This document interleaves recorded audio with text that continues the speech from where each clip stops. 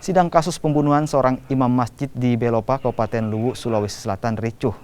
Kericuhan dalam ruang sidang dipicu saat kuasa hukum terdakwa meminta keringanan hukuman 7 tahun penjara. Kericuhan berlangsung hingga di luar ruang sidang, di mana keluarga korban berupaya mencegat jaksa penuntut umum, namun berhasil dihalau aparat kepolisian.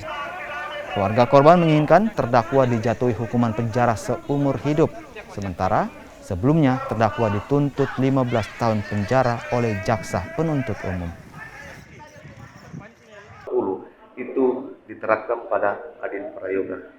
Itu sekira pasal yang diminta oleh pihak keluarga. Kasus ini berawal ketika almarhum pergi salat di masjid, lalu kemudian menegur dengan sopan dan santun. Tiba-tiba si Adit Prayoga ini mampir, lalu kemudian membunuh almarhum Yusuf Kartobi, dalam hal ini keluarga kami OPD Paremba.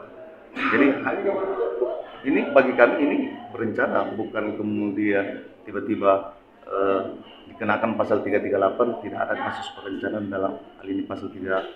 Sebelumnya terdakwa dituntut dengan pasal 338 dengan tuntutan penjara 15 tahun.